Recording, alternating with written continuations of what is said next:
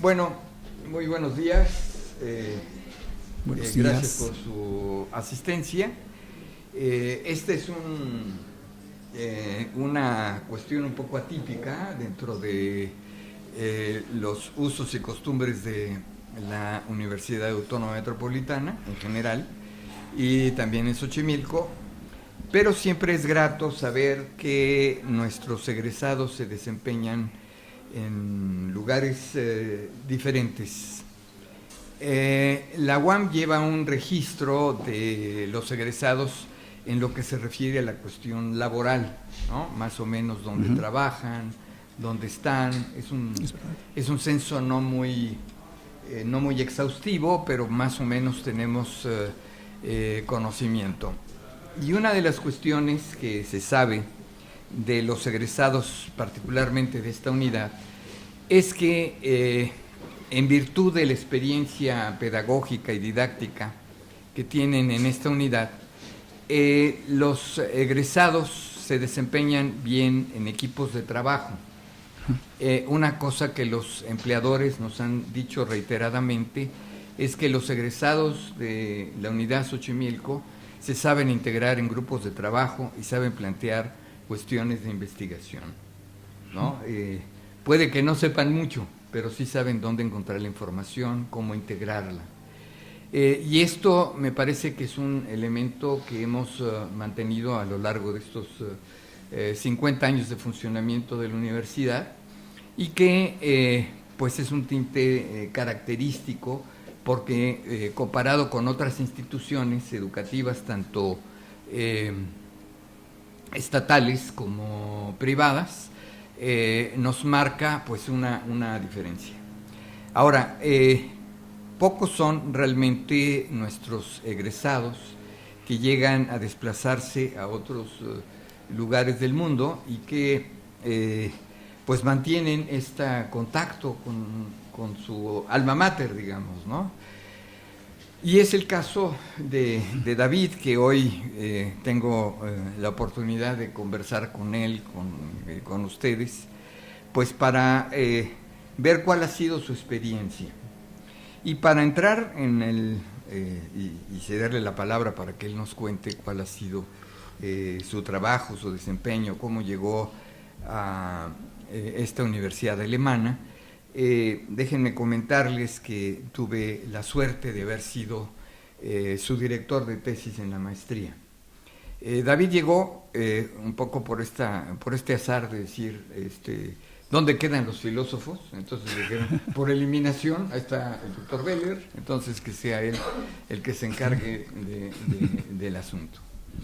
Pero fue muy grata la experiencia. Yo no soy un director de tesis que ande detrás del doctorante o del maestreante, diciéndole, oye, tienes cita, ¿cómo vamos con el calendario?, etcétera. Creo que es una responsabilidad estricta de quien se compromete a desarrollar un tema de investigación para obtener un título de posgrado. En el caso de David, lo que yo encontré es alguien interesado en las cuestiones, digamos, que a mí me llaman la atención, de las ciencias duras.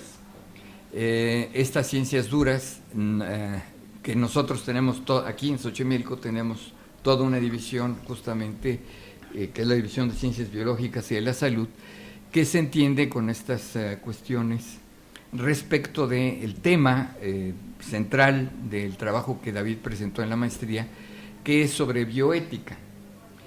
Y el interés de él fue buscar dónde estaba en el currículum esto que llamamos el currículum oculto, el currículum no manifiesto, que es aquel donde tú dices, a ver, ¿dónde están los elementos que hablan de la ética, de la bioética particularmente?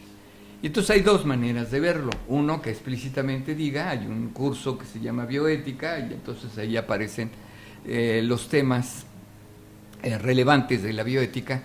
Y el otro, que ese es el gran hallazgo que hizo David, de encontrar a través de una metodología de tipo estadístico, cosa que tampoco es muy común en esta área de ciencias sociales, cómo podría entonces cuantificarse aquellos lugares del funcionamiento de las 3 unidades de la UAM que se dedicaban al tema de la bioética. Y descubrió que hay más conceptos, categorías, nociones de bioética de las que explícitamente aparecen en los currículos. Eso es un trabajo de profundidad, es un trabajo de arqueología, en el sentido más antiguo de la palabra, de encontrar las raíces, los elementos que hay. Resulta pues entonces que para algo que debería ser un tinte también de orgullo de la universidad, resulta que sí tenemos elementos de bioética desplegados en todas las unidades educativas.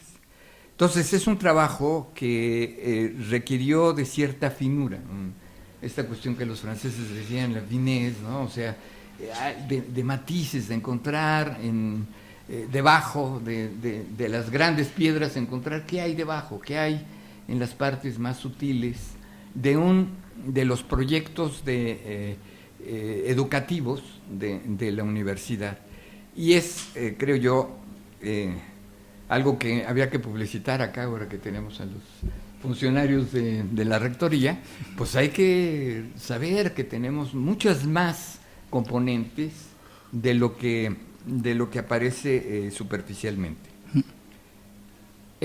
Nosotros tenemos, en la universidad tenemos un conjunto de patentes, y la universidad paga periódicamente por mantener esas patentes, pero esas patentes no han tenido una salida productiva aún, digamos, de manera importante, de manera significativa. Pero también tenemos muchos elementos como para mostrar que esta es una gran universidad, porque tiene un potencial muy importante. Y lo más importante, lo más significativo del avance de la universidad son sus estudiantes. Son estudiantes, como el caso de David, dedicados, entregados a estos trabajos. Tengo entendido que David se inició en esta rara arte que se llama filosofía en la unidad de Iztapalapa.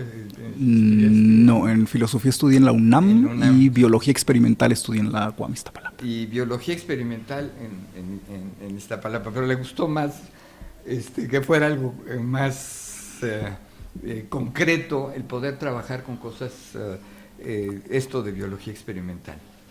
Bueno, pues la gran sorpresa es que un día David me anuncia que se va a Alemania, que consiguió una beca y que allí, por razones también de tipo personal, de tipo personal, familiar, puede entonces entrar en la habituación, para utilizar una palabra cara para los franceses, una habituación a poder desarrollar otras ideas que ahorita comentábamos, tiene que ver entonces con la corporeidad, con el cuerpo, y yo le mencionaba que eso tiene también bases biológicas, que espero, si me hace un poquito de caso, explore un poco porque hay otra vez elementos de profundidad que son importantes en la investigación, no de investigación presente, sino de investigación futura. Nada más cierro mi comentario. Hoy las cuestiones sobre inteligencia artificial no se limitan exclusivamente a el ámbito, digamos, de la ingeniería de sistemas o los elementos de tipo cibernético, sino que tiene que ver con un potencial Y también lo que algunos están viendo como un peligro, porque luego vienen las visiones apocalípticas, etcétera, etcétera. Pero hay una ruta que se está siguiendo. Y así como David, cuando vino a esta maestría con el interés de la bioética, porque la bioética es algo muy amplio y necesario. Ahora la cuestión que tiene que ver en torno a la inteligencia artificial nos va a abrir muchos campos de estos elementos. Y sin lugar de dudas, y esta sería mi primera pregunta para David, pues ¿cómo ve su trabajo de investigación? Pero antes que nos cuente, antes de responder a la pregunta, que nos cuente cómo llegó a, ahora sí que saliendo de los mares de Xochimilco, cómo llegó de las trajineras, cómo llegó a el río Rin, ¿no? Y depositó ahí sus esperanzas como mexicano, que sigue siendo con gran cariño por el país. David. Bueno, muchas gracias, Walter, por la introducción. Muchas gracias a los asistentes, a los coordinadores de la maestría por organizarlo, a los invitados de la rectoría por estar aquí hoy. Bueno, es una gran pregunta. Creo que cómo llegué allá, quizás sería bueno preguntar primero cómo llegué al tema de investigación que estoy haciendo ahora y cuál es ese tema de investigación, así a grandes rasgos, sin entrar en detalles porque no se trata de eso la conferencia. Como bien dice Walter, yo estuve varios años investigando temas de bioética y currículum, ¿no? Enseñanza de la bioética, aprendizaje de la bioética en la UAM. Empecé en la UAM Iztapalapa, después me expandí a Xochimilco y acabé haciendo un estudio que abarcaba las 3 unidades. Un estudio que ha dado frutos, por cierto. Ya en la UAM Iztapalapa ya nos hicieron caso y ya están metiendo contenidos de bioética más estructurados en los planes de estudio. Eso es algo que me da mucho gusto, por ejemplo, ¿no? Pero bueno, mi gran pregunta siempre fue, como dice Walter, estuve trabajando mucho a nivel de currículum explícito, ¿no? Y currículum oculto, ¿no? Pero mi pregunta iba más allá del currículum. Mi pregunta siempre fue, bueno, ¿y cómo, si es que es posible, se forman personas que realmente integren estos valores, principios, actitudes, hábitos, virtudes, como se quieran definir, que son coherentes con los planteamientos de una bioética amplia, global, ¿no? Está bien que esté en el currículum oculto, está bien que esté en el currículum explícito. Por ejemplo, me acuerdo que de mi análisis aquí, la UAM Xochimilco en medicina tenía un currículum explícito perfecto, impecable de bioética, ¿no? Sí, me acuerdo. ¿No? Pero, y esto se traduce a los alumnos, ¿no? Los alumnos lo están aprendiendo y entonces mi gran reto, mi gran pregunta que me rompió la cabeza durante todo el tiempo que estuve aquí no lo pude contestar fue, ¿y los alumnos cómo aprenden esto? ¿Lo que hacemos en la universidad realmente tiene un impacto en los alumnos? ¿No? Paralelamente, yo trabajaba como profesor de filosofía en una preparatoria, ¿no? Y entonces ahí yo tenía mucha libertad para luego hacer medio experimentos sociales allí con mis alumnos y decir, a ver, vamos a cambiar el currículum de ética, vamos a abordarlo en vez de una manera, no sé, expositiva, de estos son los principales filósofos, no sé qué, vamos a hacerlo de otra forma, vamos a tratar de que hagan proyectos, de meterlos en problemas, de hacer que hagan cosas, que sientan cosas y que esto los mueva a lo mejor a desarrollar cosas bioéticas, ¿no? No sé qué tan exitoso fue, a veces siento que a algunos sí les llegaba más el mensaje, a otros no, pero bueno, en fin, siempre era como una inquietud que tenía. En esta inquietud me di cuenta, bueno, ¿dónde más de mi experiencia he visto que ocurren cambios significativos, así a veces de 360 grados, no, de 160 es lo mismo, de 180 grados, en las actitudes, en los hábitos, en las formas de hacer, de expresarse, de relacionarse, ¿no? En el ethos, ¿no? Hablando filosóficamente, de los alumnos que están aprendiendo algo, ¿no? Y ahí me di cuenta que yo había visto esto muchas veces en mis alumnos de algo que no tiene nada que ver con lo que estudiaba antes, en mis alumnos de capoeira. Yo soy profesor de capoeira, no sé si sepan qué es eso, creo que hasta aquí daban clases en la UAM, ¿no? Y dije, ahí yo he visto que hay ese tipo de cambios, ¿no? Entonces se me ocurrió plantear un proyecto muy loco, la verdad, ¿no? Que trataba de ligar este aprendizaje, este cambio de hábitos, de actitudes, de hábitus, ¿no? Para retomar la palabra francesa, ¿no? A través de observar qué pasaba en el aprendizaje de la capoeira, ¿no? Y mi idea era llevarlo después a ligarlo con la bioética y desarrollar de allí, de lo que aprendiera de allí, tratar de desarrollar como una especie de didáctica, ¿no? De la bioética, no sé. Esto lo planteé a varias universidades, planteé este proyecto a varias universidades, apliqué a varias universidades en el extranjero porque tenía como el gusanito de hacer algo fuera de México, ¿no?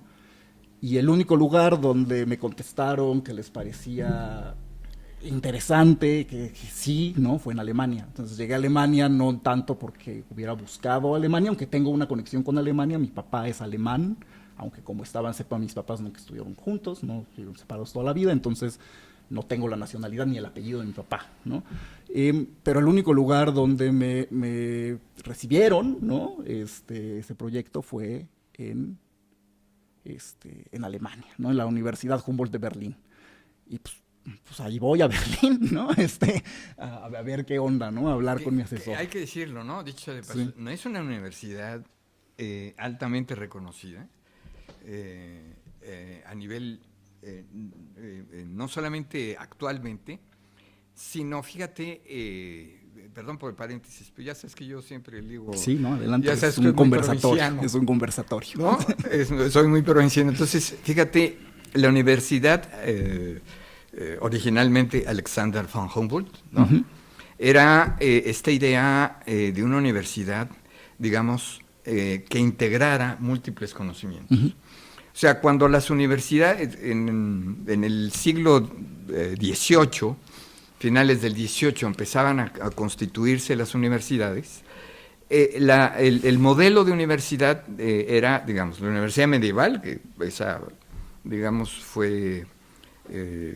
se desvaneció, se perdió, y entonces se creó esta idea de una universidad un poco con el modelo inglés de altas especialidades, etcétera. Luego vino la cuestión a la manera de Comte, ¿no? De la organización del conocimiento en estamentos muy diferenciados, donde la investigación y la docencia se opusieron, ¿no? O sea, los institutos de investigación por un lado y las escuelas o facultades por otro. Y en la Universidad von Humboldt, original, esta idea que propuso don Alexander fue proponer la regla, ya sabes que pues ahí había que proponer la regla, todo tenía que pasar por el Kaiser. Solamente porque pues eran los del billete. Entonces se creó una universidad que es un modelo muy parecido. Yo no sé, porque he rastreado algunas ideas, pero no sé realmente si se inspiró la UAM, y particularmente la UAM Xochimilco, en ese modelo alemán. Cuando digo modelo alemán, digo el modelo de la Universidad Humboldt. Entonces, es interesante, pues, que me parece, ¿no? Que mantienen esta idea que llamamos nosotros multidisciplinaria o interdisciplinaria, que conjunta saberes distintos.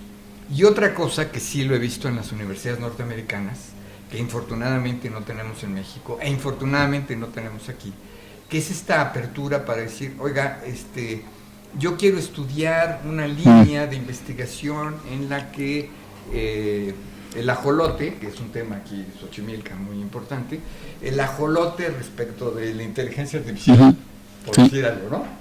Entonces tú dices, oye, pero ese tema no está en el currículum, no está en los... No importa, es una investigación. Entonces, abramos la posibilidad de estas cuestiones. Sí, perdón por el paréntesis. Sí. No, es un paréntesis importante, ¿no? Es un paréntesis interesante porque en efecto es uno de los... Como si eventualmente llegamos a hablar de los retos de estudiar fuera, ¿no? En una cultura diferente, una cultura académica diferente. Fue uno de los primeros retos que me encontré. O sea, aquí toda mi vida académica había sido ligada a un programa, ¿no? El doctorado aquí está ligado a un programa, ¿no? Muy estructurado, con ciertas clases, y allá yo llegué, planteé mi investigación pero no había programa, o sea, es un doctorado individual. Yo no había entendido eso, yo ni siquiera sabía cómo plantear eso cuando metí mis papeles de la visa, ¿y el programa cuál es? No sé, ¿no? ¿De qué escribo ahí? No tengo idea, ¿no? Es un doctorado individual. Y eso es bien difícil de entenderlo cuando vienes como de otra cultura académica, porque simplemente es un proyecto de investigación que se lo presentas a un profesor que está, pues ya, un profesor a tiempo completo en la universidad, que dirige algún instituto, y que el profesor te dice, me interesa este proyecto, desarróllalo, y ese es su doctorado. ¿Y cómo lo desarrollo? Pues es su doctorado, usted hágalo, ¿no? Así. Sí. Y la universidad está abierta para que tú te puedas meter a todas las clases, a todos los cursos de todas las disciplinas con este ámbito como interdisciplinario, pues lo que quieras, ¿no? El caso es que al final entregues la tesis y lo único que te califican es la tesis. ¿Sí? Es muy diferente a los... Ya ve, licenciado Serrano, llévese ese mensaje. Muy interesante. Muy duro también, porque creo que estás muy acostumbrado en México a que te lleven siempre de la manita. De la manita, sí. Que no está mal, ¿no? Pero también estaría interesante como explorar estas posibilidades. Fue un modelo muy alemán, me sacó mucho de onda al principio, sufrí mucho al principio, ¿no? Pero creo que si no fuera por ese modelo, nunca hubiera podido haber llevado a cabo un proyecto tan sui generis, ¿no? Como el que yo había planteado, ¿no? Sí. Y aún así lo tuvimos que recortar, o sea, al final mi proyecto ya no abarcó la parte de, bueno, ¿cómo saco esto que entienda a la didáctica de la ética? Se quedó en, a ver qué entiendes, ¿no? O sea, ¿cómo cambian qué procesos de cambio hay en este aprendizaje corporal que estás investigando de esta práctica marcial, ¿no?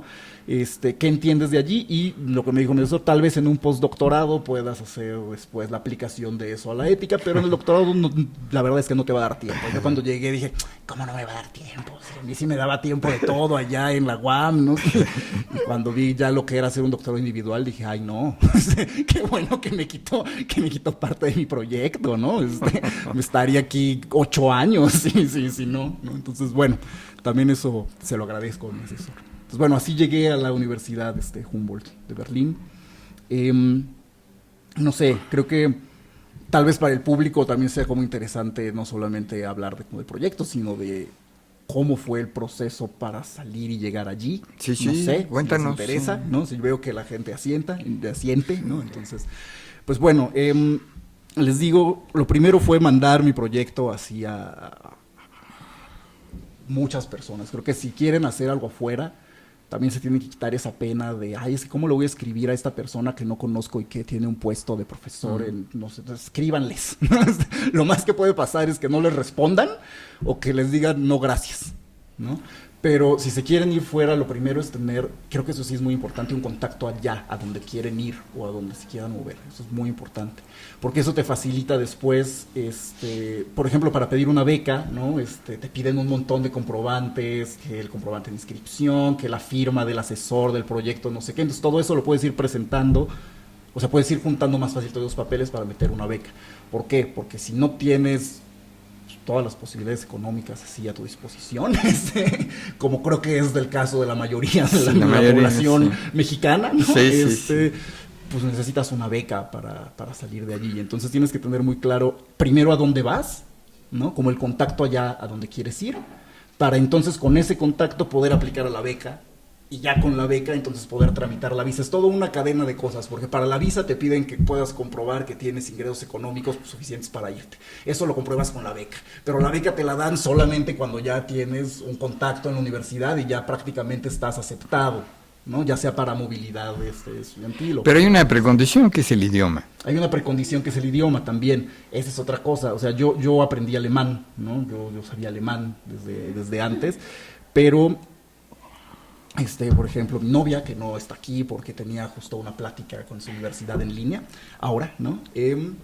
Ella no habla alemán, pero también se fue a hacer una maestría ya hablando en inglés. Entonces creo que por lo menos el inglés es sumamente útil, importante, qué bueno que se ha fortalecido más, según yo recuerdo los cambios curriculares, cuando los estuve investigando también en la UAM, se ha fortalecido más en la UAM, pero creo que es algo muy importante también, es decir, tener como el idioma sería básico, fundamental. Tener los contactos fuera, ¿no? Donde se pueda, donde ya más o menos sepas a dónde ir.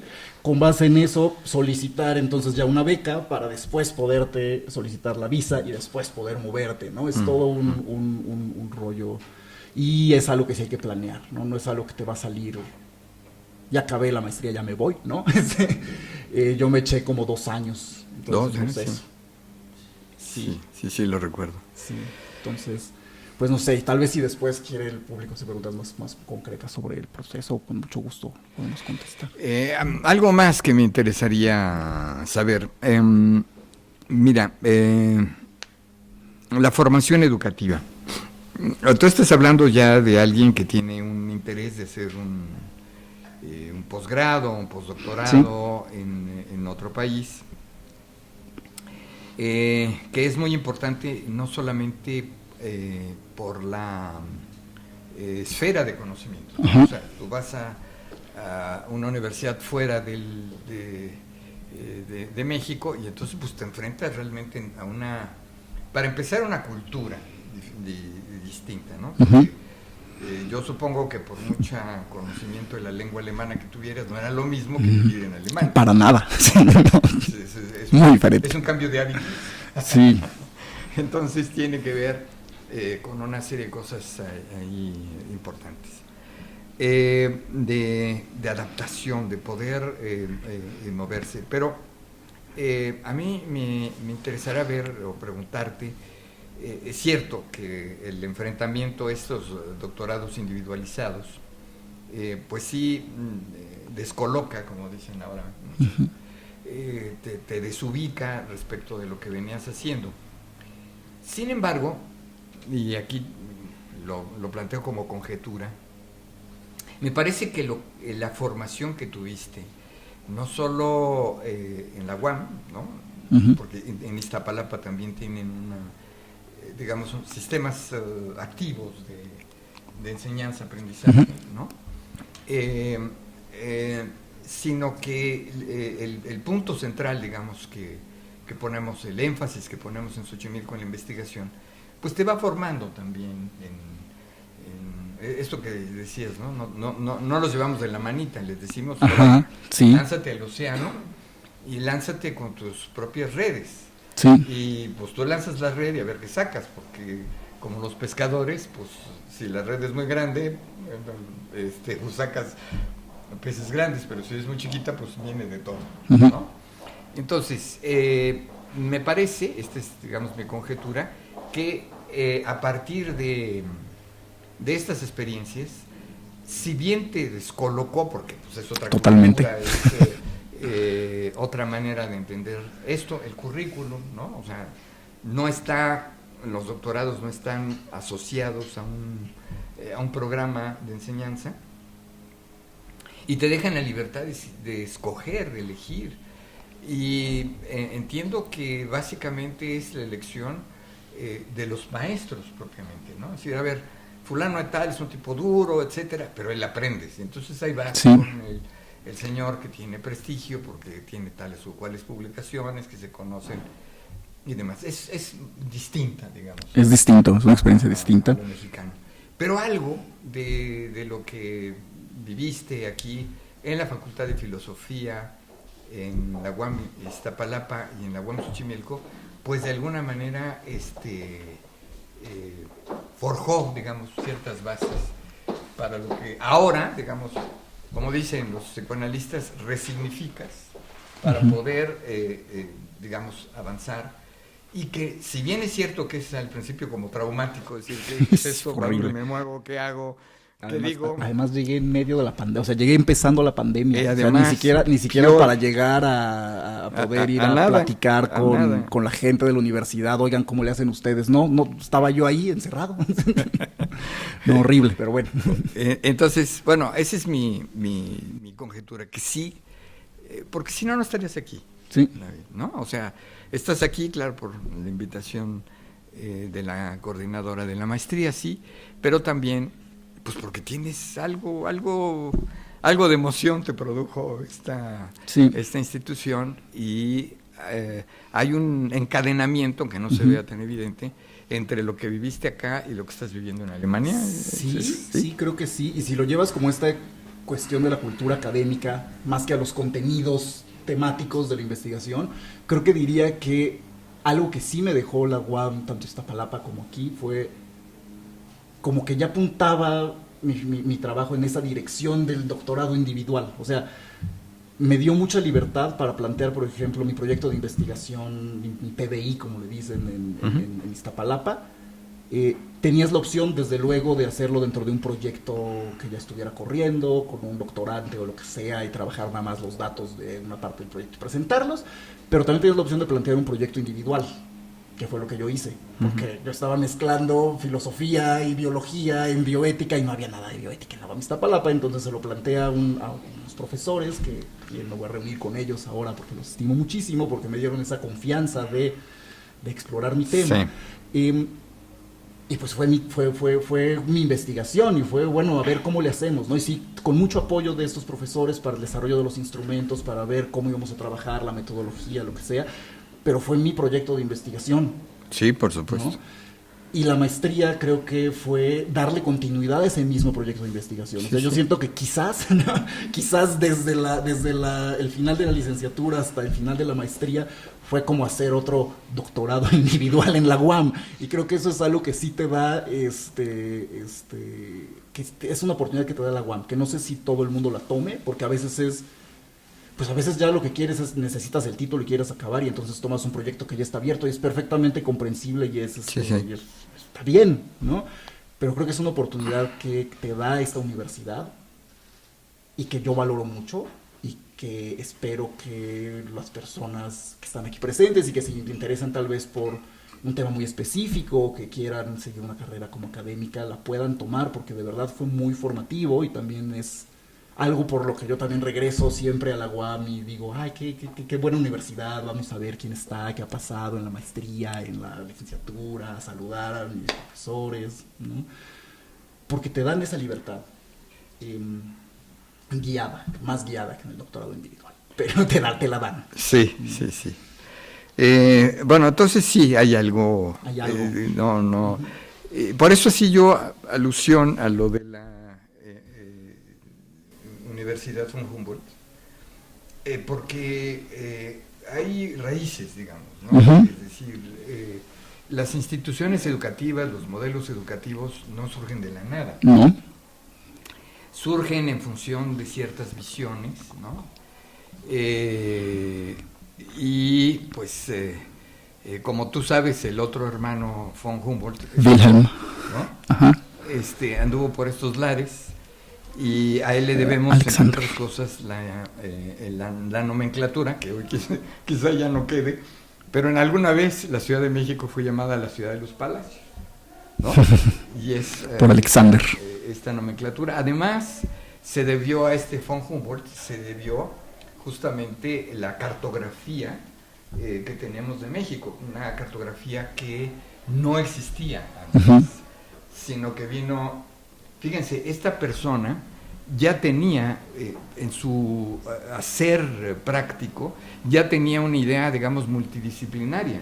No llegó y dijo, a ver, soy geólogo, o soy antropólogo, o soy filósofo, o qué soy, ¿no? O sea, simplemente fue integrando conocimientos, y para beneficio de México, porque ahí están los trabajos de Humboldt,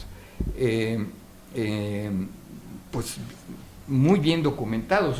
Fíjate, esa cartografía que hizo Humboldt de México, pues sigue vigente.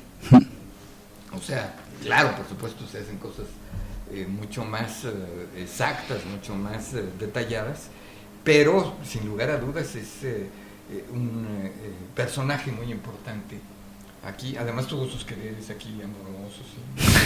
Pero eso ya son otros asuntos no académicos. Entonces, bueno, el asunto es que esta concepción, digamos, donde el conocimiento no está limitado a un determinado objeto de conocimiento y se hace abstracción de lo demás. Esta idea de, sí, o sea, uno puede profundizar en un objeto de conocimiento, pero al profundizar... Está en la base del proyecto de la UAM, ¿no? Sí. Estás abriendo, ¿no? Entonces, bueno, la esperanza es que vayamos conjuntando estos modelos, o sea, modelos, el nuestro, que a trompicones, con dificultades, a veces contracorriente, ahí va este modelo, y que hoy enfrentamos justamente esta situación donde la posición gubernamental nos dice, bueno, o es un posgrado, doctorado de investigación, o es un posgrado profesionalizante, ¿no? Y esta categorización pues limita mucho, porque si solamente fuera de nomenclatura, pues en fin, cada quien, pero no es eso, sino que tiene efectos presupuestales importantes, y hoy pues estamos justamente tratando de que se clarifiquen los criterios en función de y por qué una cosa y no otra, ¿no? Esto es importante para quienes aspiren a tener becas en el extranjero y demás, va a tener mucha repercusión. Sí. Entonces, pues hoy, si bien otra vez hay algunas cosas que uno puede ver como retrocesos, también por otra parte, pues me alienta mucho, ¿no?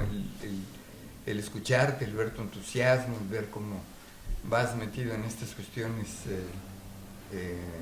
de la corporeidad, donde la corporeidad, digamos, es otra vez una dimensión en donde el cuerpo está articulado de muchas maneras, ¿no? Y hay una característica que yo nada más te lo apunto. Nosotros somos, si lo vemos evolutivamente, somos monos parlantes, ¿no? Es decir, tenemos todas las características de los monos, un poquito, a veces un desarrollo en el lóbulo frontal, pero básicamente lo que nos diferencia de todos los organismos, orgánicos e inorgánicos, es el lenguaje. Y el lenguaje es un elemento que no solamente nos distingue, sino que permite justo el poder hablar de ética.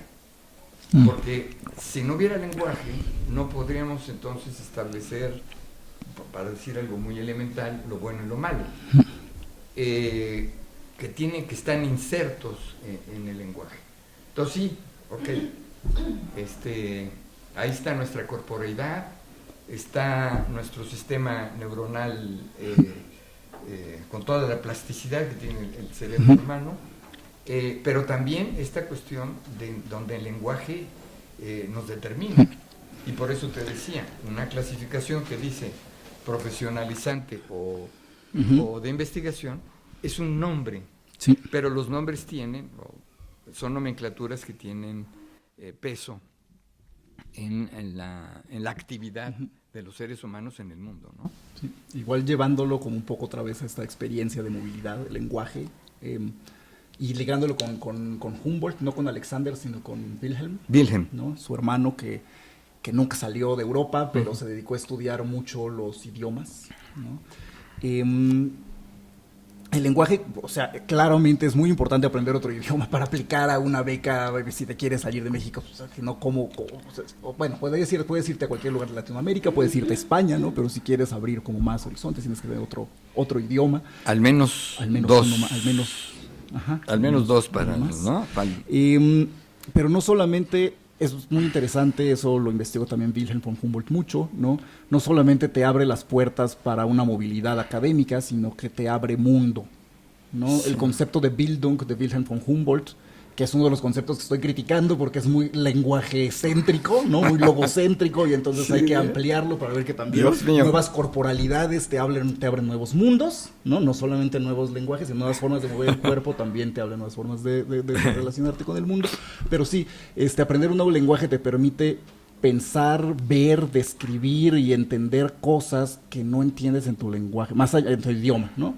Más allá de que quieras hacer una movilidad en el extranjero o no, ahora que estoy allá, pensar en alemán, escribir en alemán, hay palabras que no se pueden traducir, hay muchas cosas que no se pueden decir, que puedes decir en ese idioma, pero que traducidas al español suenan como una tontería, ¿no? Pero también hay muchas palabras y muchas expresiones del español que no son traducibles, que no son traducibles allá y no te das cuenta. Entonces te das cuenta como de los nichos de riqueza que tiene tu propio lenguaje, que no los veías cuando solo hablabas tu lenguaje. Eso es como, creo que también un punto bien interesante. Sí, claro. Más allá de que quiera una experiencia de movilidad o no, aprender más idiomas es... Pero fíjense, me parece importante lo que está diciendo David. Una lengua es un mundo, ¿no? Nos da una idea del mundo. Esto que está diciendo David, lo padecemos en español, porque buena parte de lo que ha sido la filosofía, aún ahora, tiene una raíz alemana. Entonces hay conceptos en alemán que son prácticamente intraducibles al español. Y digo prácticamente porque pues le damos una cierta aproximación y demás. Ahora, no crean que solo el alemán. Si nos remontamos antes al griego clásico, digamos, igual hay expresiones, tomo una cualquiera que sea muy conocida, logos, que tiene una plurivocidad en el mundo griego que no tiene para nosotros, ¿no? Que lo hemos achicado. Entonces esto es importante porque Humboldt, el lingüista, justamente habló de que el lenguaje nos constituye o nos permite constituir un mundo. Ahora, el gran asunto es el siguiente. Si usted piensa en alemán, escribe en alemán, ¿cómo es posible que traiga estas cosas al español? Como lo está haciendo ahorita David. Porque más allá, digamos, de estas diferencias filológicas, fonéticas, lingüísticas, gramaticales, etcétera, lo que tenemos es que hay una estructura común del lenguaje. Estos universales lingüísticos que permiten entonces que un poema, ya no la filosofía, un poema, pueda ser traducido de una lengua a otra y que nosotros podamos disfrutar en nuestra lengua de poemas o de pensamientos filosóficos que se han escrito en otra lengua. Entonces, esto es importante porque por alguna razón histórica, en México nos hemos sido repelentes al aprendizaje de las lenguas y no es aconsejable, digamos, que ser de una sola lengua porque eso te limita en todos los aspectos, ¿no? Sí, concuerdo que es una limitación y que es algo, no sé si es tal vez por el tamaño incluso de México, ¿no? Que no tienes la necesidad, puedes moverte kilómetros y kilómetros y viajar a otros estados, todos hablan el mismo idioma, y si te vas para el sur, todos hablan el mismo idioma que tú, cuando mucho portugués, que no es muy diferente tampoco, ¿no? Sí. Entonces, como que tal vez no sientes esa necesidad.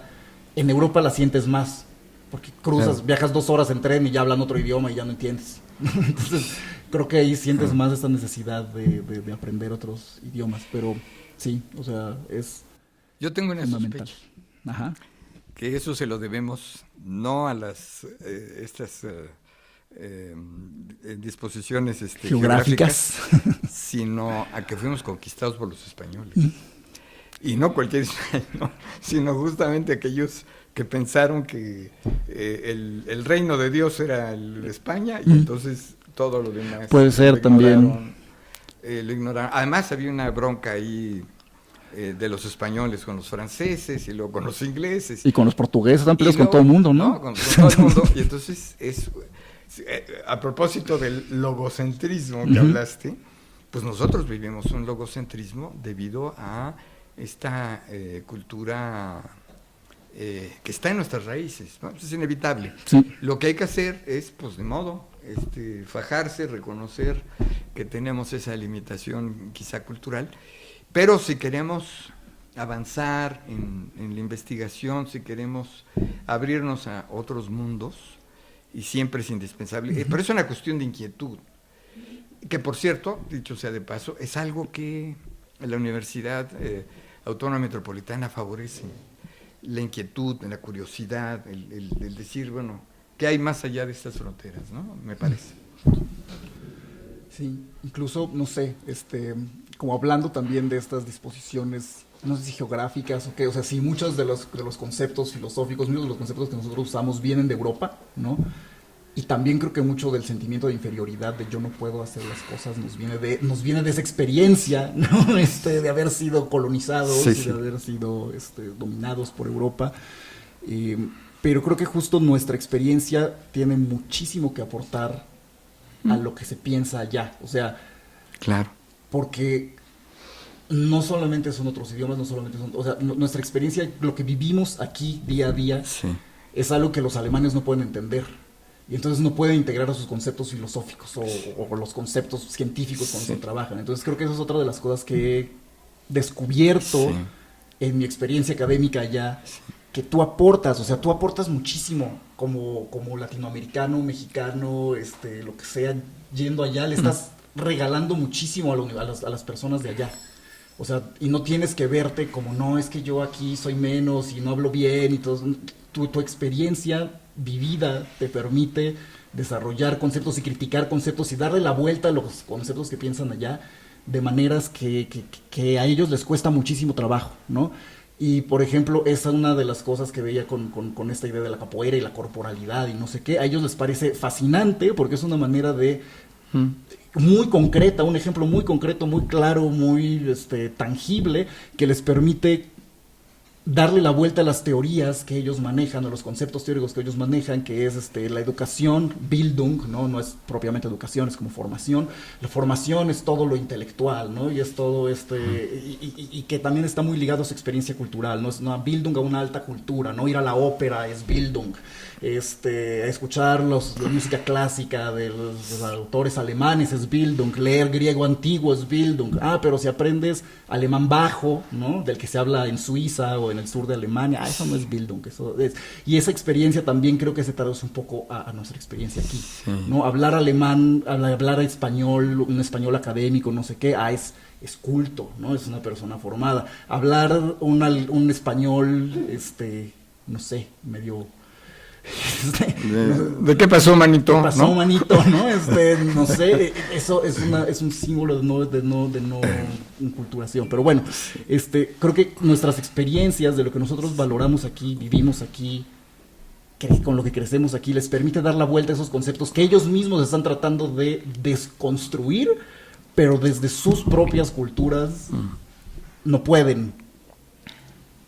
Y a veces tienes que ir a darles como estas otras miradas que podríamos decirle con este lenguaje ya de colonial, miradas del sur, o no sé cómo llamarles, epistemologías del sur, no sé. Pero sí que siento que es una gran aportación y que allá se valora mucho también esta perspectiva. O sea, darle la vuelta a esta idea logocéntrica, darle la vuelta a esta idea colonial. Sí, es la otra parte, ¿no? La vivencia, que porque pues hablamos de la cultura en sus limitaciones, pero también en sus posibilidades, ¿no? Y ahora que mencionabas lo del bajo alemán, pues hay que ver que Europa evolucionó justamente por ese bajo alemán, porque en los llamados Países Bajos, ¿no? Justamente es donde se desarrolla pues el protestantismo. La fuerza fundamental no es en Alemania, sino es en los Países Bajos, y a partir de ello se crea una nueva visión y bueno, un rompimiento con la iglesia dominante, etcétera, y eso también sirvió para, sobre todo, muy importante para el desarrollo de la ciencia, ¿no? En el sentido de cierta secularización de muchas cuestiones. Bueno, pues hemos hablado acá mucho, pero no sé si podemos hablarlo al público, si quizás sea el público quiere hacer algún comentario concretas sobre movilidad o sobre lo que quieran, sobre lo que quieran, sí, sobre lo que quieran, así, qué comen allá, no sé, ¿para qué te alcanza con la beca? ¿Cuánto cuesta el metro? Uy, se van a ir de espaldas si les digo cuánto cuesta el metro. ¿Cuánto cuesta el metro? El metro cuesta 3 euros un viaje. 3 euros son como 60 pesos un viaje. Wow. Y dices, ay, caray, sí duele. Mejor andas en bici. Puedes ir a tramitar descuento de estudiante, pero la verdad puedes mejor andar en bici y te ahorras el metro. En invierno no, pero en verano puedes andar en bici y te ahorras el metro. No sé. Que por cierto, el metro está muy bien. El metro está muy bien en Alemania. Bueno, ¿sí? Bueno, aquí hay varios compañeros que, pues, de licenciatura, que somos de licenciatura. Bienvenidos. En una maestría, tendría que ser algo muy parecido al proceso que hiciste con el doctorado, o cómo sería un poquito con nosotros, ¿no? En mi experiencia, ayudando a mi novia a aplicar a irse a la maestría para allá, creo que sí. Lo primero que hicimos fue buscar programas de maestría del campo que le interesaba. Ella estudió hidrobiología en la UAM Iztapalapa, también es egresada de la UAM, todos somos egresados de la UAM. Le interesó mucho la ecotoxicología, no sé si eso les diga algo, porque creo que todos somos de sociales, pero bueno, la ecotoxicología, ese es su tema. Entonces nos pusimos a buscar universidades que ofrecieran programas de ecotoxicología allá, y que dieran programas en inglés, porque ella no habla alemán, y pues aprender alemán para irte a la maestría, así saliendo, si no empezaste desde que empezaste la licenciatura, está un poco difícil, ¿no? Te vas a llevar un buen rato ahí en lo que aprendes alemán. Que los dieran en inglés. Hay muchas universidades en Alemania, en Europa en general, en el mundo en general, que ofrecen programas en inglés. Es una de las cosas buenas que nos ha dejado este poder colonial de la anglósfera de Inglaterra, ¿no? De Estados Unidos. Muchos países hablan inglés, entonces con que aprendas bien inglés puedes aspirar a muchos claro, programas. Sí. Eso fue lo primero, ¿no? Buscar un programa en el idioma que ella hablara. O sea, primera condición, aprende inglés. Aprende un idioma, ¿no? Incluso si quieres irte a España, pues con español armas, ¿no? Pero si quieres irte a otros lugares quizás un poquito más distintos de tu cultura, tener un shock más profundo, pues aprende de inglés o el idioma. Si quieres aprender, no sé, chino, a lo mejor te quieres ir a China, pues aprende chino, ¿no? Pero aprende, ¿no? Después buscar un programa fue lo primero, ¿no? Entrar en contacto con pues con la universidad, tanto con los coordinadores del programa, en este caso, pues por ejemplo, escribirle a Abril, si quisieras venir aquí a estudiar a la maestría de la UAM, ¿no? Y normalmente las universidades que ofrecen estos programas en inglés tienen una oficina también como de movilidad internacional. Sí. Que eso sí, no sé si existe en la UAM, por ejemplo. Bueno, sí hay, ¿no? Sí. Tenemos una oficina de movilidad, pero así como en inglés, quién sabe, a lo mejor sí dentro del stock de cosas que tiene, tal vez sí, ¿no? Y bueno, estas personas ya te dan, mira, la fecha de aplicación la consultas en tal página, el proceso de aplicación está aquí, si tienes dudas puntuales sobre algo que te esté pidiendo, la beca, lo que sea, les escribes muchas veces a ellos y también te saben resolver tus dudas. Estas oficinas te ayudan a buscar dónde vivir, por ejemplo, que es muy importante, porque si llegas allá y no conoces a nadie, ¿qué hago? ¿No? Entonces, a través de esas oficinas puedes canalizarte dónde vivir. A veces tienen programas incluso que a mí se me hizo muy bonito. Yo no tuve eso cuando llegué al doctorado y me hubiera servido. Te asignan como a un estudiante que ya esté más en la maestría, que te reciba y que te enseñe la ciudad y que te no sé qué. Yo como llegué a doctorado individual sin programa y en COVID, pues, pues no, ¿verdad? Pero a mí me tocó más bonito. Entonces sí, contactar a la universidad, aplicar. No conozco cómo sea la experiencia en otros países de Europa. En Alemania muchas de las aplicaciones se hacen a través, no directamente a la universidad, sino a través de un como empresa externa que maneja los procesos de admisión de muchas universidades alemanas, que se llama UniAssist, ¿no? Entonces metes tus papeles ahí a UniAssist, seleccionas la universidad a la que quieres aplicar. Está práctico porque en realidad puedes cargar tu currículum, todos tus documentos, lo que sea, una vez, y con eso aplicas a varias universidades de Alemania, por ejemplo. Eso está interesante. Obviamente eso te cuesta. Entonces también una cosa que tienes que tener en cuenta es que hay que ahorrar un poco. Mi novia estuvo trabajando un rato en un call center, lo odió, ¿no? Lo odió, pero juntó dinero para hacer todo este proceso y todavía hace poquito le llegaron sus, ¿cómo se llama? Reparto de utilidades y fue como, ¡wow! Tengo más dinero, ¿no? Entonces, sí, vale la pena esforzarse, sacrificarse un poquito con eso, ¿no? A lo mejor. ¿Por qué? Porque sí, no es no es un proceso, hay que considerarlo, por eso digo que hay que planearlo, no es barato hacer este proceso, ¿no? Tienes que traducir tus documentos, o sea, ya que tienes tu título, tu ¿cómo se llama? Tu boleta, donde viene, se me olvidó el nombre, tu certificado de estudios donde viene tu fotito y todos los créditos que cursaste, todo esto, hay que traducirlo con un traductor oficial. No es barato, tampoco es carísimo, a lo mejor te salen 800 pesos, 900 pesos, pero ya súmale que vas a traducir esto, vas a traducir el de la prepa, vas a traducir, a lo mejor te piden más documentos, pues sí tienes que tener ahí un margencito de, yo qué sé, unos 2,000 pesos, 3,000 pesos para traducciones, ¿no? Más la aplicación a las universidades, depende de la universidad, punto que sean, no sé, tal vez otros 200, 100 euros, ¿no?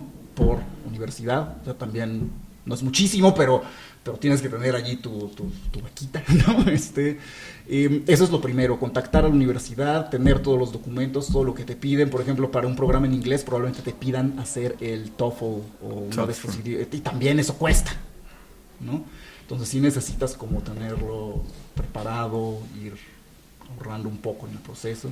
Ya que tienes todo eso, lo subes, aplicas y eso sí también tienes que checarlo muy bien. Es mucha planeación con tiempo. Ver cuáles son las fechas en las que se hace el proceso de aplicación a la universidad de admisión y cuáles son las fechas en las que es el proceso de la beca a la que quieres aplicar. O sea, paralelamente estar buscando becas y ver cuándo se abren, se cierran las convocatorias de las becas. Porque tienes que hacerlos casar de alguna manera, ¿no? Porque para aplicar a la beca necesitas tener la aceptación de la universidad, y si la aceptación de la universidad te la dan después de que cierra la convocatoria de la beca, pues ya valió. Muchas veces las universidades son flexibles y te dicen, o sea, si pasa eso, podrías decirles, oigan, pero es que yo para irme necesito una beca, no sé qué, ¿me pueden guardar mi aceptación para el próximo semestre? Por ejemplo, pero por eso es importante que estés en comunicación ya con la universidad desde antes para que puedas hacer ese tipo de peticiones, ¿no? Si aplicas sin conocer a nadie en el programa, es mucho más difícil. Yo añadiría, David, que aquí, particularmente en la UAM, pues hay lugares, hay que buscar todas estas estos apoyos que la universidad da y que luego ignoramos, simplemente por decir, pues bueno, ahí está la oficina, pero nunca voy. Bueno, estas oficinas y estos instrumentos que tiene la universidad están al servicio de los estudiantes, ¿no? Entonces, lo que está contando David me da idea de que él no lo hizo aquí, ¿no? Que él no buscó los apoyos. Yo no lo hice aquí, yo lo estuve todo gestionando por mi cuenta, sí, ¿no? Entonces, un poco. Pero bueno, si no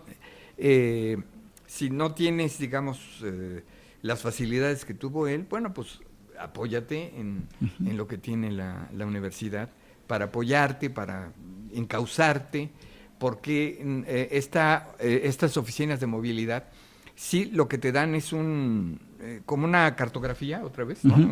Una idea de, bueno, si no es aquí, hay tales o cuales instituciones que también te podrían, ¿no? Aplicar. Sí. Gracias. Sí, eso es un gran consejo también. También por otro lado se puede considerar las becas que están allá mismo, ¿no? Claro, sí, hay becas que están el programa Erasmus, que es de excelencia, sí. Y hay muchas fundaciones que dan becas también. Interesante, yo te lo fundo. Todo eso hay que buscarlo. No es tan fácil. A veces sería maravilloso que hubiera así como una cosa centralizada donde puedas ver todas las becas. A veces es difícil. Pero no sé si la oficina de movilidad, por ejemplo, haga eso en la UAM, ayudarte a buscar lo de las becas sería muy útil. Si no, contactar con personas que también tal vez ya se hayan ido, que tal vez ya hayan sido becadas. Contactos, súper importante, hagan redes, relaciónense con exalumnos o compañeros que estén... O sea, pídenle el teléfono a David. Sí, si quieren también, para cuestiones de Alemania, yo con los puedo ayudar. ¿Cuál es una gran ventaja de Alemania? Por si dicen, ya, ¿por qué voy a hacer allá? La universidad es gratis, la universidad es pública, entonces te preocupas mucho por conseguir todos tus documentos, lo que sea, y inviertes para irte, pero ya que estás allá vives de la beca. Porque no tienes que estar pagando colegiaturas impagables como en Estados Unidos, no endeudarte así por años y años y años, no tienes que hacerlo. Eso es una gran ventaja, por ejemplo. O sea, aprendan alemán. Aprendan alemán o aprendan buen inglés y hacen un programa en alemán. Hay otra pregunta. Más bien, bueno, estaría yo respondiendo a su pregunta sobre la parte de la oficina de movilidad. Claro. A ver. Justo tuve la fortuna de formar parte del programa de movilidad. Acabo de regresar de Alemania también. ¿De qué universidad? De Regensburg, Ah, al sur de Alemania. ya. Y justo el proceso es bastante similar. La ventaja es que la universidad justamente casa la parte de la beca con la inscripción de la universidad. Entonces es mucho más sencillo. Es mucho más sencillo. Sí tuve cierta incertidumbre porque los resultados de la beca pues, salieron muy justos. De tiempo. Justos de tiempo. Sí, justo. O sea, yo ya empezaba en el mes de abril y el resultado de la beca fue a mediados de marzo. Entonces fue todo súper rápido. Sí, es muy estresante. Esa parte es muy estresante, Pero ¿cómo te ayudó la oficina de...? Ellos facilitaron la inscripción a la Universidad de Santora. Ese fue su apoyo, básicamente. Que es fundamental, ¿no? Organizar los documentos, mandarlos, la comunicación. Sí, pues sí, te quitó un poco de chamba. Se puede hacer también por fuera, pero es más chamba. Consideren qué tanto estrés quieren tener en sus vidas. Bueno, ¿alguna cosa más?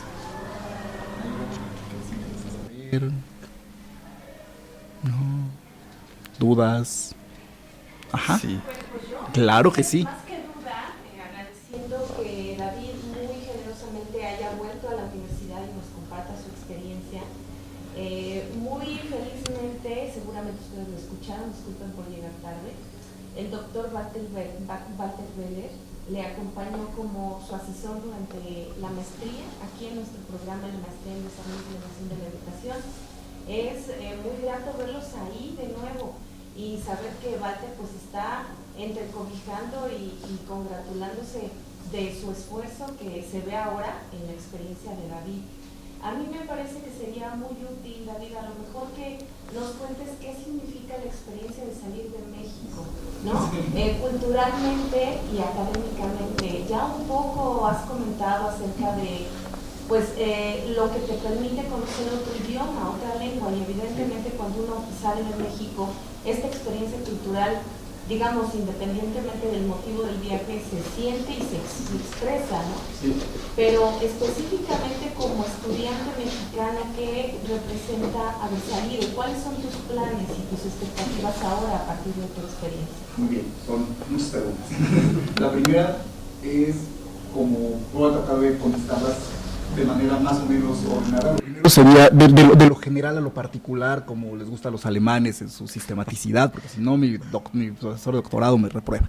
Entonces, primero como en más general experiencia cultural, de vida, de salir, es algo sumamente enriquecedor, ¿no? Es algo que los recomiendo ampliamente, porque más allá del idioma, más allá de que el idioma te abre mundos, vivir un rato fuera de tu país, en estos países que te han pintado a veces como no, es que es la cima del desarrollo intelectual y que todo el mundo te lo vende así, te cambia la perspectiva muy loco. O sea, te cambia la perspectiva, tanto te rompe esta idealización de cómo es, de a dónde ibas, ¿no? No todo es perfecto, no todo funciona perfecto en Alemania, no toda la gente habla sí griego y tiene doctorados, ¿no? Y hay de filosofía. Te hace ver muchas cosas de tu país que no veías. Eso. Tanto buenas como malas, ¿no?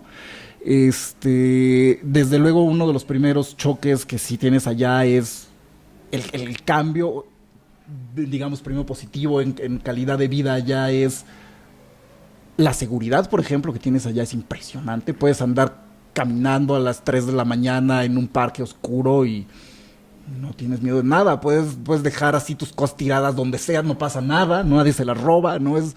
Las bicis. Las bicis no están se las ahí roban. afuera, nadie se las lleva. O sea, eso es una cosa que dices, wow, ojalá tuviéramos esto en México. ¿Cómo podríamos hacer para tener esto en México? Pero por otro lado ves otras situaciones que dices, no manches, es que esto lo tenemos en México y no nos damos cuenta, ¿no?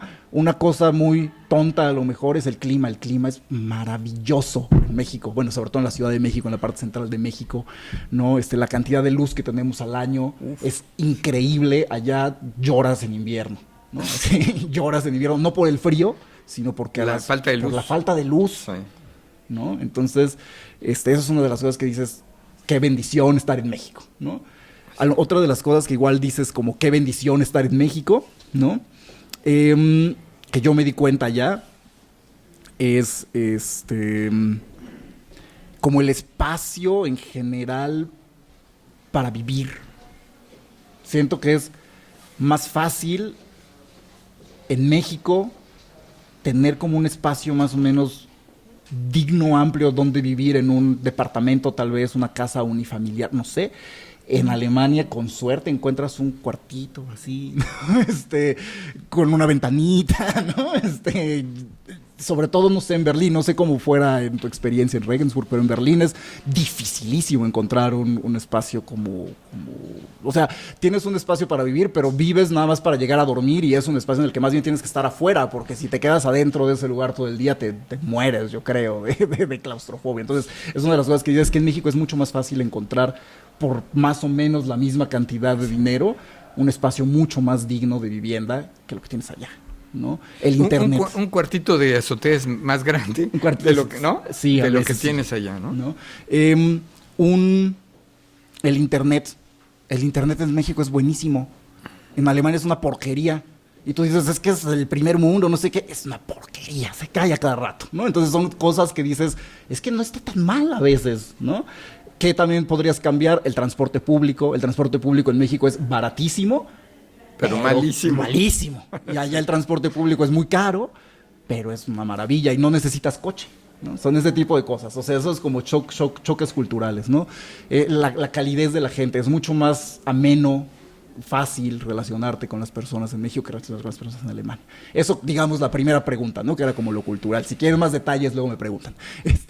En lo académico, una parte ya la habíamos tocado un poco, esta cosa del doctorado individual. La academia alemana desde los inicios, desde el bachelor, ¿no? Como le dicen ahora, la licenciatura, pero que no es licenciatura, las universidades alemanas tienen mucho esta idea de que el alumno que llega a la universidad ya es un adulto y es independiente y es autónomo, y entonces él o ella va a hacer su elección de las materias que quiere estudiar, no sé qué.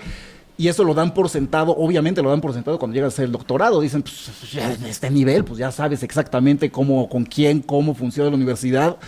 Y no sabes, ¿no? O sea, es muy, muy, muy difícil pasar de un sistema mucho más estructurado como es el de México, incluso en la UAM, ¿no? A un sistema tan abierto como el alemán, ¿no? Siento que la cultura científica en Alemania también es diferente, ¿no? Por lo mismo, por la misma estructura que tiene, no sé, quizás ustedes me puedan dar otras experiencias, que allá es mucho más individualista. No sé, ¿no? Y aquí, sobre todo en la UAM, se tiende más a hacer proyectos como colaborativos, sí. ¿no? Interdisciplinarios, que está más padre, ¿no? Y allá a veces estás muy solo, muy aislado, ¿no? De otras disciplinas. Lo padecen mucho, lo están tratando de revertir, pero están tan burocratizados y casados en sus propios estructuras académicas, disciplinarias, que es muy difícil hacer trabajo interdisciplinario porque cada disciplina tiene su discurso muy, muy, muy estructurado y no se abren tanto para el diálogo entre disciplinas. Sé que pasa aquí también con los problemas, pero siento que allá es todavía peor, ¿no? Porque además el alemán tiene conceptos muy, muy, muy específicos para cada campo, ¿no? Y entonces ponerse de acuerdo y hacer trabajo interdisciplinario en Alemania está muy cañón, ¿no? ¿Qué más? Lo que sí siento, no sé cómo haya sido en Regensburg, ¿no? Pero en Berlín, por ejemplo, Berlín es un centro impresionante si quieres tener una vida académica como activa, por ejemplo. Está padrísimo, hay conferencias en todos lados, hay redes muy fuertes de universidades, que eso es algo que yo tampoco como que conozco tanto de México. O sea, no solamente redes de cooperación, digamos, entre los diferentes campus de una universidad, sino todas las universidades, o bueno, las universidades públicas más grandes de Berlín, que son la Technische, ¿no? La Technische, la Freie y la Humboldt, ¿no? La Libre, la Humboldt y la Técnica, ¿no? Digamos, sería como, no sé, la UAM, la UNAM y el Poli, ¿no? Y tienen su red de cooperación súper bien establecida y entonces organizan muchos eventos juntos, hay muchísima facilidad de hacer movilidad entre estas grandes universidades.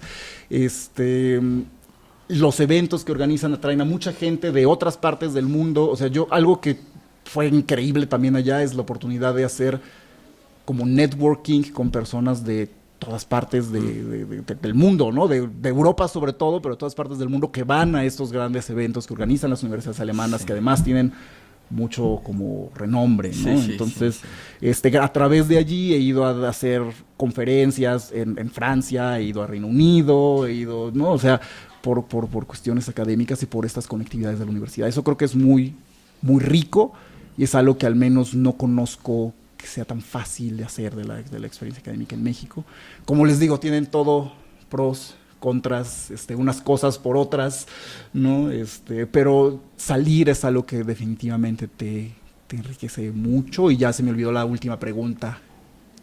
¿Tus expectativas para el futuro? Mis expectativas para el futuro. Ok, eso es... Mis expectativas para el futuro creo que es la pregunta más difícil. Para el futuro inmediato es ya acabar el doctorado, por favor, ¿no? Ya entregar la tesis, por favor. ¿Para cuándo? Sí, no me diga. Mi idea era entregarle este semestre, que se acabe este mes, pero tuve como tantas cosas este verano, entre ellas venir aquí, ¿no? Nada, pretextos no valen. Pretextos no valen.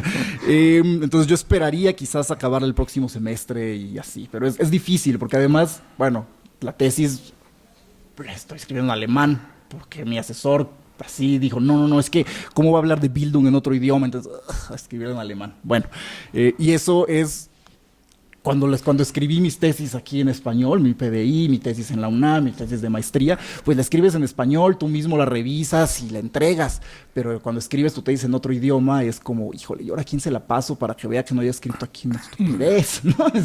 Que mi uso del lenguaje sea más o menos coherente, ¿no? Que no esté usando conceptos así que no tienen nada que ver, que no esté escribiendo oraciones que tienen sentido en español, pero en alemán no. Entonces es un proceso mucho más lento, siento yo también, ¿no? Pero bueno, mi expectativa sería acabar en tal vez un semestre más y después no sé qué hacer, es la gran incertidumbre. ¿Tengo opciones allá? Sí, supongo que tengo opciones allá. Tengo a través como de este networking que he hecho, que de veras no les dé miedo escribirles a las personas, a veces te sorprendes de lo abiertas que están para colaborar contigo y para invitarte a colaborar. En Reino Unido tengo algunas opciones para hacer un postdoctorado allá, tal vez, pero me sacaría de la línea de la ética y me llevaría más a la línea de estudios de artes marciales. Entonces no sé, si quiero retomar mi proyecto de sacar esto que yo vi de la capoeira y llevarlo a la didáctica de la ética, tendría que buscar otra ruta, no sé. No me molestaría regresar a México, la verdad, pero creo que dependo mucho de oportunidades, donde se abran oportunidades de un laborales. En Alemania, obviamente, con una tesis sobre Bildung, ¿no? En Allgemeine Erziehungswissenschaft, obviamente podría encontrar a lo mejor trabajo de colaborador científico. Asesor ahí en la rectoría. En la rectoría no sé. Es justo. Creo que no soy de los que dicen, no, me fascina Alemania, ya me quiero quedar allá para siempre. Creo que no, creo que sí tenemos como un deber, sobre todo cuando fuiste becario del CONACYT, ¿no? Y viviste el CONACYT durante 3 años y medio, de tratar de regresarle algo a tu país, a la universidad donde estuviste antes también, que por lo menos yo la quiero mucho, ¿no? Sí. Aquí la UNAM también, la UAM Iztapalapa también, o sea, me gustaría. No sé si se vaya a dar la oportunidad, no sé. Allá también hay como muchas condiciones de empleo. Creo que para los que busquen también así como una carrera académica, quedarse en la universidad, así un país como Alemania que tiene grandes universidades en todas las ciudades, pues tiene como más margen de mercado laboral, ¿no? Que otros lugares del mundo. Pero también es difícil conseguirlo cuando eres extranjero, ¿no? Cuando eres, no sé, y como me he contado, son como de sociales, ustedes como yo saben que no nos podemos poner muy, muy exquisitos a veces, ¿no? Con nuestros puestos de trabajo, ¿no? Es como, pues, a ver, no es un mercado laboral tan abierto, como con estudios, no sé, inteligencia artificial o algo así, que todo el mundo anda buscando gente que programe, Ernesto Paz, ¿no? Y que haga cosas de inteligencia artificial. Cuando estudias ciencias sociales, pues tienes que ser un poquito más flexible con las opciones de trabajo que te salen, ¿no? Creo, también. Entonces es incierto, no sé. Pero, o sea, sí le veo futuro. Creo que eso es optimista. No es una cosa que digas, ya se va a acabar y ahora qué hago. Es una cosa que es como, pues, hay opciones, ¿no? Opciones que, como siempre, te van a llevar por caminos muy distintos de vida. Claro. Y veamos qué pasa. La vida misma. Bueno, ya llevamos 1:20. Entonces, yo quiero agradecer a David que haya tenido la generosidad de acercarse y compartir todas estas cosas que, como ustedes ven, pues esta fue una charla, una conversación informal, no seguimos ningún guión, fue así a la espontaneidad, y yo destacaría, pues, como conclusión de lo que hoy conversamos, uno, hay posibilidades siempre de estudiar y formarse en el extranjero, sea el extranjero cualquier país. Segundo, que es importante, salgas o no salgas del país, que domines alguna otra lengua. Esto es importante porque mucho del conocimiento, del saber, de la cultura, del arte, etcétera, está en otras lenguas, y eso enriquece mucho el propio pensamiento. Tercero, que viajar a otros países también te permite revalorar tu propio país. Yo escuchaba a David cuando decía todas estas cuestiones puntuales sobre su experiencia vital allá, y recordé cómo Octavio Paz escribió El laberinto de la soledad en Francia. Es decir, la distancia te permite entender mejor tu casa. Es decir, para saber lo que es tu casa es mejor verla desde fuera que vivirla, porque vivirla pues es la cotidianidad, etcétera, y revalorar la cultura mexicana como lo hizo David, porque pues mostró, ¿no?, pros y contras, y decir esto sí, esto no, etcétera, dentro de las probablemente múltiples cosas que habría que ver. Pero esa es una experiencia que uno vive en este enfrentamiento cultural, y eso te da también la movilidad. Y eso me lleva al cuarto punto, decir, bueno, la universidad te ofrece posibilidades para esta movilidad.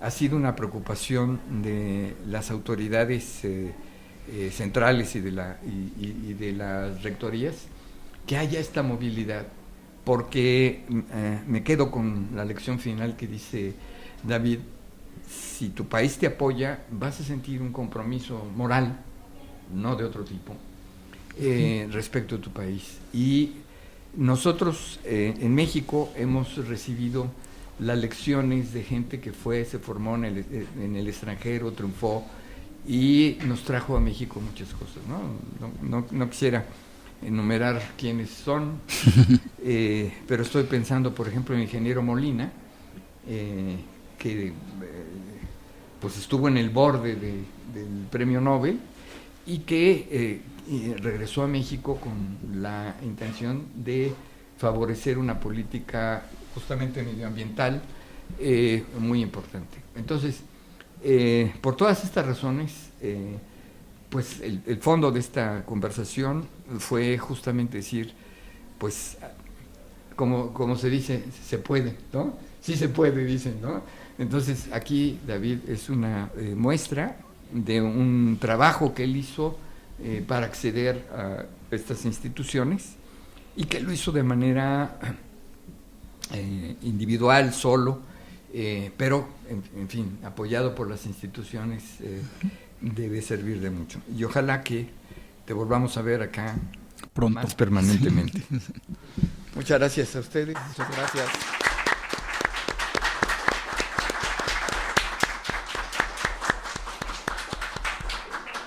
Yo agradezco, me congratulo de tener al maestro David Figueras Islas y al doctor Walter Vélez Aguada, que nos han acompañado como participantes, uno como presentador, ponente y el otro como comentarista en este conversatorio. Les estamos enviando en este momento sus constancias. Estamos en la lógica de evitar el papel y las impresiones, colegas, pero para todos, para todas, si ustedes quisieran acercarse a David, sobre todo, pero por supuesto también al doctor Walter, aquí hay muchos estudiantes de licenciatura. Algunos de ellos ya vivieron experiencias de movilidad, como Pablo, Oscar, y otros que están más allá, dispersos, quisieran hacer experiencias de movilidad. También agradezco a quienes vinieron, incluyendo a la maestra Gaby, que nos acompaña por acá. Qué bueno que viniste, Gaby, abogada de nuestra unidad. Y bueno, parte del equipo, veo de este lado, no tengo el gusto, mucho gusto como está.